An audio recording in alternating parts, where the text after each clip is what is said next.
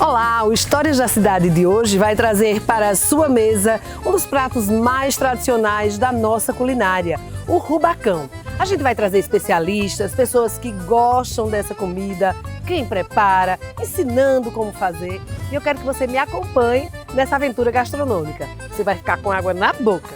Até daqui a pouco.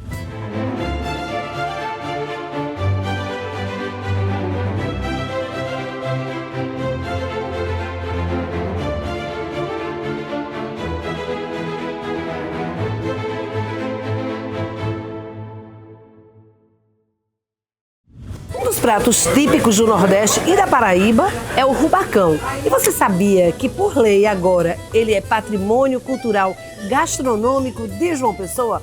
A gente vai ter o programa inteiro para falar sobre essa delícia. Mas antes, claro, eu vou provar.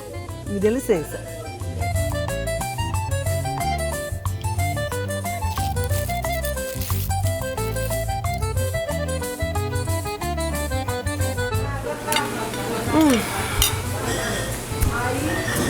Me faltam palavras por enquanto.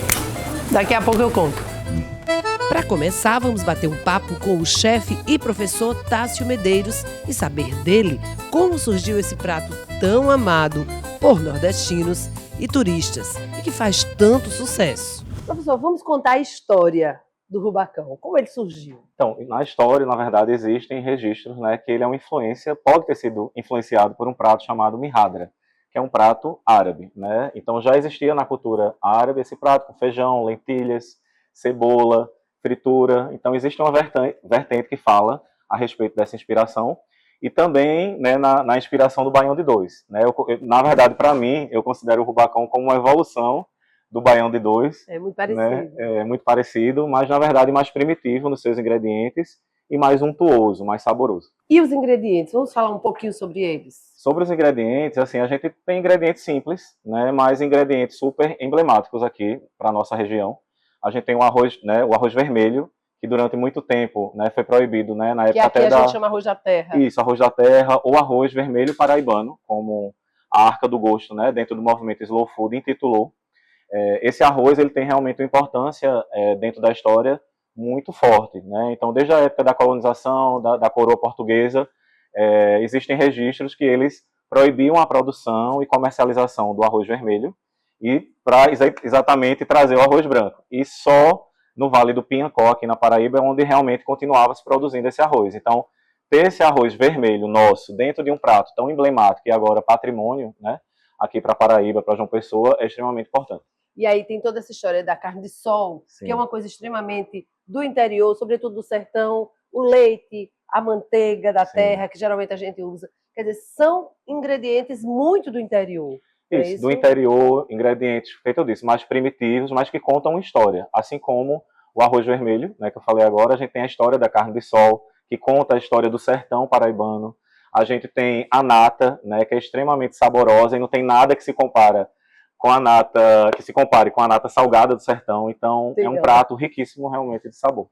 E essa história da alta gastronomia que se fala tanto, ainda existe, sobretudo agora, com essa volta de valorização de comidas como o rubacão, por exemplo, que hoje, agora, que foi transformado num patrimônio cultural gastronômico? Exatamente. Antigamente se utilizava muito, né, esse termo alta gastronomia. Hoje em dia, né, os grandes chefes e quem trabalha na área entende uma alta gastronomia, uma gastronomia contemporânea, como uma gastronomia que está tendo realmente essa retomada na valorização do produto e do produtor local. Né? Então, os grandes chefes, como a gente, né, tem aqui na nossa região, o chefe Eunildo, né, que agora está em São Paulo, com um cardápio totalmente paraibano, ele valoriza, né, ele é um exemplo dessa valorização. Ele valoriza o produto local, o produtor local, e transforma o prato com técnicas que a gente ensina aqui na faculdade, né, técnicas inclusive clássicas e francesas, a enaltecer esse produto. Então, hoje, o entendimento de alta gastronomia, eu acredito que seria isso. Como o senhor, como chefe, vê o papel do rubacão sendo transformado em patrimônio cultural gastronômico? Eu acho extremamente importante, porque é um prato, como eu disse, que conta uma história, para além de saboroso, né, é uma história de milhares de anos, e reforça o valor cultural, né, o valor da gastronomia paraibana, assim como o bolo de rolo em Pernambuco, assim como o acarajé né, para os baianos. Então a gente tem o nosso rubacão aqui na Paraíba e a gente precisa se orgulhar desse prato. Então é isso, vamos aproveitar e divulgar cada vez mais o rubacão como esse prato importante, que traz a memória afetiva, que traz todo o sabor das nossas terras do interior e valorizar isso. Em toda casa nordestina, alguém já se deliciou com esse prato. Mas você sabe como preparar o rubacão? A receita é simples e o prato bem completo. Se você está curioso, espera só um pouquinho. E a gente volta para falar mais sobre o rubacão e você acompanhe cada detalhe sobre esse patrimônio cultural gastronômico de João Pessoa. Para deixar você ainda mais empolgado, fomos a esse restaurante, onde o rubacão é um dos pratos mais procurados. Ele faz muito sucesso e a cozinheira vai nos ensinar como preparar o rubacão. Aqui estamos hoje com o prato rubacão, certo? Que a gente vai fazer para preparar essa delícia que todo mundo chega em restaurante e vai querer esse prato. Para fazer o rubacão, a gente usa o feijão verde, mas pode usar também o feijão macaçá e o feijão de corda, certo? Aqui a gente chama com feijão verde, o arroz branco, o queijo coalho cru, a nata, o leite e o creme de leite e a carne de sol. Também pode ser opcional com a charque. Pronto, agora vamos para a panela, eu vou ensinar passo a passo desse belo rubacão. Primeiramente, feijão verde. Feijão verde. Segundo passo, o arroz, que pode fazer com arroz branco, tá? Que ele fica mais ligadinho. O arroz branco. Segundo passo, o leite. O creme de leite.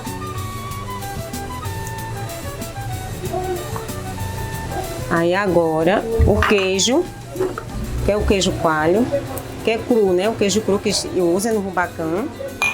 E a nata.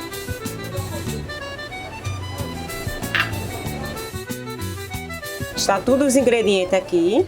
Agora só é mexer. Mexa bem até ficar o queijo bem derretido. Aí esses ingredientes estão tudo cozido. O feijão verde, o arroz, tudo cozido. Aí depois você mistura tudo, tá? Pronto, aqui já tá tudo mexido, né? Tudo pronto. A carne de sol ou a charque bota no final do prato. Depois que o rubacão estiver pronto e o queijo estiver derretido. Tá aqui é o segredo de rubacão, é esse queijinho cru que a gente usa. Vê não? Belíssimo. O queijo que faz essa ficar cremoso. Agora estamos com o prato quase finalizado, certo? O rubacão maravilhoso está pronto para a mesa. Depois dessa aula de sabores e cultura, a gente vai botar a estrela na mesa. A pedagoga Socorro Lins é frequentadora assídua do restaurante. E assim como outros clientes, sempre que vem, adivinha qual prato que ela pede? O rubacão, claro. Segundo Socorro, mais que uma gostosura, ele é carregado de afeto.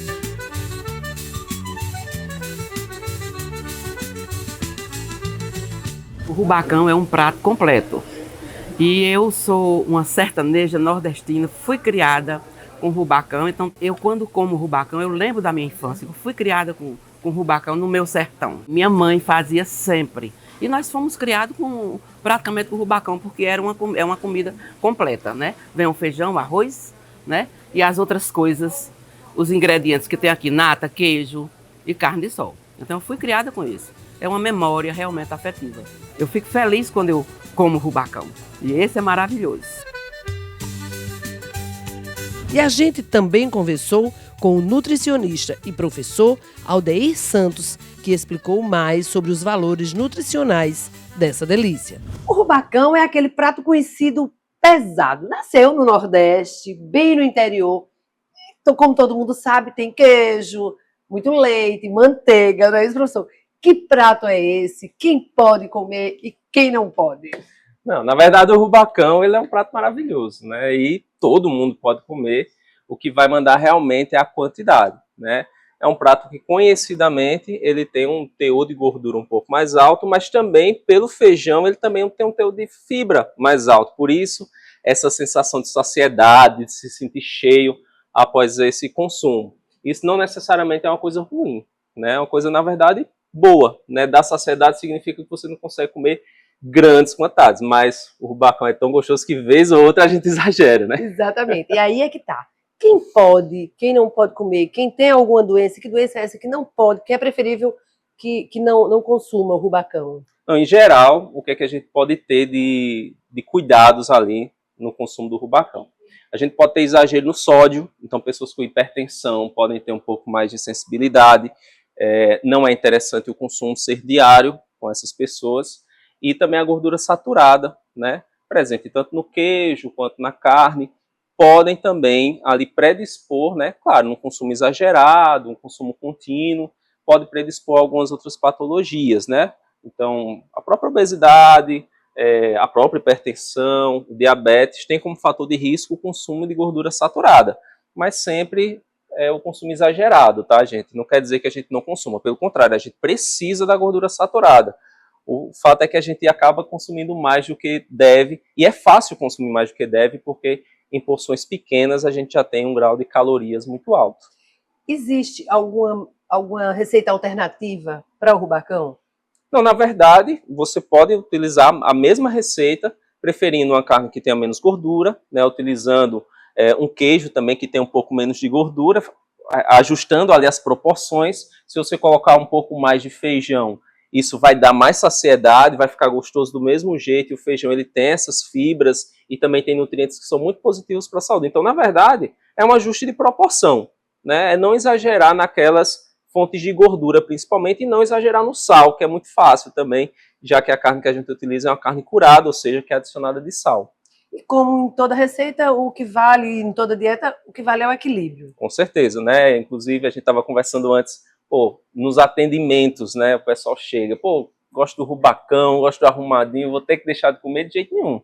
A gente ajusta a quantidade, né? Então, uma porção de 100 gramas, a variação de caloria vai de 180 calorias até 500 calorias. Então, é uma variação gigantesca. O que é que vai depender? A forma com que esse prato é preparado. Em geral, não vai passar das 300 calorias, o que é super aceitável para um almoço, até mesmo para um jantar. Então está super dentro do que a gente pode consumir. O importante é continuar degustando esse prato, apreciando e, sobretudo, que agora é um patrimônio cultural gastronômico. Perfeito, que é um ganho gigantesco para a gente.